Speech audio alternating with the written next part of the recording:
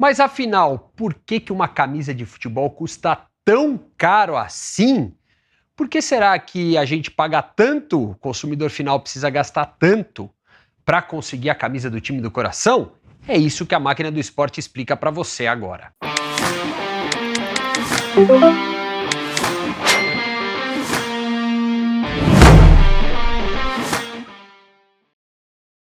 Salve, salve galera, eu sou o Eric Betting e esse é o seu Máquina Explica, trazendo sempre um vídeo contando dos bastidores, dos negócios, enfim, tentando mostrar para você o que o campo de jogo, a quadra, a piscina, enfim, o que você quiser, não mostra. Hoje eu vou falar de um tema que dói no bolso de qualquer torcedor de futebol no mundo, não é algo especificamente brasileiro, o problema não é brasileiro. Por que uma camisa de futebol oficial, até tropecei na palavra aqui, mas por que uma camisa de futebol custa tão caro assim?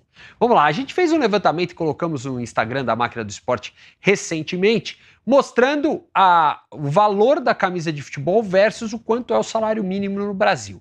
E muita gente começou a comentar sobre essa postagem, falando, mas o problema é que o salário mínimo é baixo, o problema são os impostos. Outros questionaram, os clubes criaram a marca própria e mesmo assim o custo é muito próximo daquele custo da camisa oficial de uma marca famosa, como uma Puma, Nike, Adidas, enfim.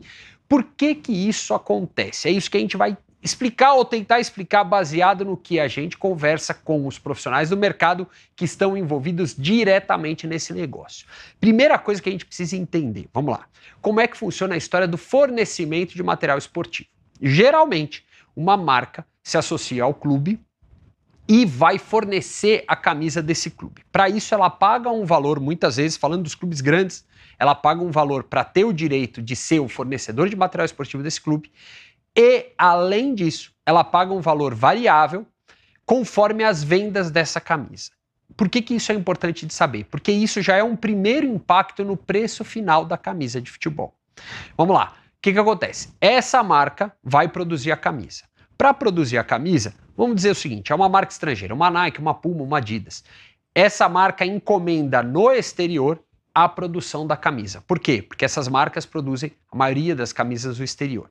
Quando não é no exterior, elas vão produzir numa fábrica aqui no Brasil. Raramente as camisas hoje são produzidas aqui no Brasil. Mas vamos lá, pega uma marca New Balance, por exemplo, que é patrocinadora de São Paulo, ela tem a fabricante própria, que é o Grupo Das, que é quem licencia essa marca.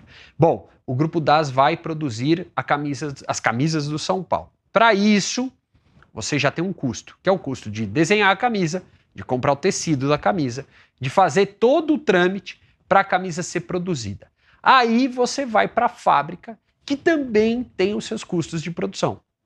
Lembra que eu falei a história do clube receber um variável? Bom, entra outro ponto para contabilizar no preço final da camisa. Uma parte desse dinheiro não vai só exclusivamente para a marca esportiva, ela também vai para o clube de futebol.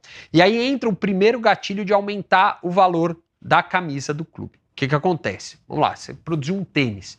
A Nike produziu um tênis, ela vai vender esse tênis, o dinheiro é dela, porque o tênis é inteiro dela. Ela já teve os custos de produção, ela teve o custo de designer, ela teve o custo de equipamento, enfim, toda matéria-prima, tudo mais. A mesma coisa acontece na camisa.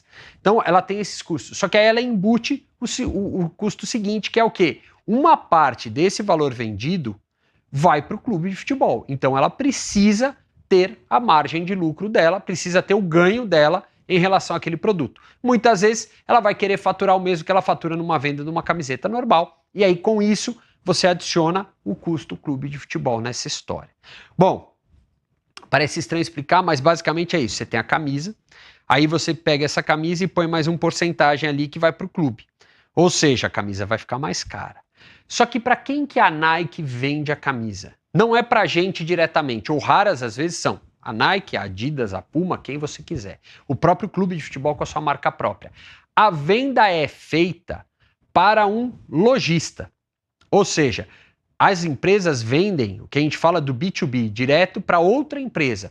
Então elas vão vender para uma Centauro, uma Netshoes, uma Baiard, que é muito forte em São Paulo, casas Oscar Calçados, enfim, lojas que vendem camisas de futebol. Ou seja, a loja vai pagar um preço por esse produto. Ou seja, a loja também vai ter custo para adquirir o produto. E aí entra o segundo gatilho de aumento do preço. A loja tem o preço do ponto de venda, ela tem o preço do funcionário, ela tem o preço de imposto que ela tem que pagar, além dos impostos que ela paga sobre a venda do produto que já teve imposto lá atrás para ser produzido e ser vendido do fabricante para o lojista. E aí você faz com que o preço salte mais uma vez, que é o preço que chega no consumidor final. Quando chega no consumidor final, você acaba tendo que pagar mais por esse produto. E aí, as marcas também acabam meio que tabelando o preço da camisa. Por quê? Porque, vamos dizer o seguinte, a Nike, por exemplo, que tem a sua loja, seu e-commerce próprio, ela poderia cobrar menos no e-commerce. Só que se ela fizer isso, onde é que o consumidor vai comprar o produto? Obviamente no e-commerce dela. E aí o que acontece com o lojista, que é um dos principais clientes dessa marca esportiva? Ele não vai querer comprar camisa de futebol para vender lá, porque lá ele sabe que vai custar sempre mais caro do que na loja oficial da empresa. E aí, com isso, você acaba criando padrões e tabelas de preço. Por quê? Para que o mercado meio que se ajuste e, no final das contas, quem paga a conta?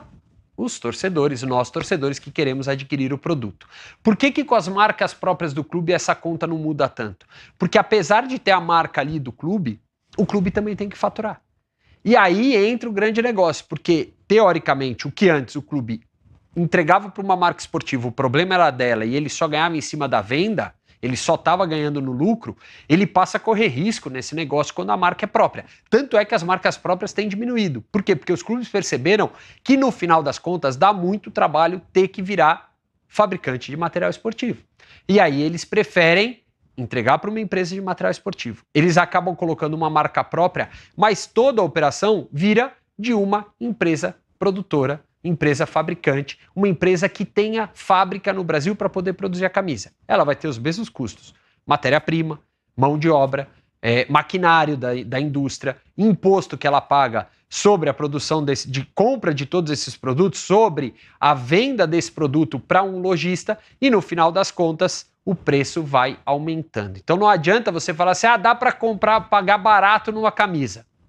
Não dá. Ainda mais porque quando a gente compara com o cambista, pega toda essa cadeia, o cambista não faz nada disso, o vendedor ilegal, né? O ambulante, não é o cambista vende ingresso, o ambulante que vende a camisa falsificada, ele vende uma camisa que não tem nada disso, o clube não ganha dinheiro com isso, a marca esportiva não existe, é simplesmente uma fábrica produzindo um tecido que não tenha o mesmo padrão de qualidade do outro, enfim, todos esses custos não existem e, além disso, ele não paga imposto sobre a venda final, sobre o consumidor final, e aí com isso você acaba pagando pouco por algo que, além disso, desenvolve toda uma indústria ilegal por trás. Mas no final das contas é isso, a camisa de futebol custa caro. Mas por quê? Porque ela tem vários custos envolvidos nisso.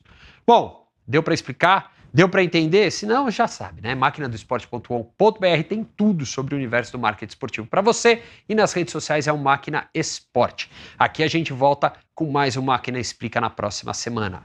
Tchau!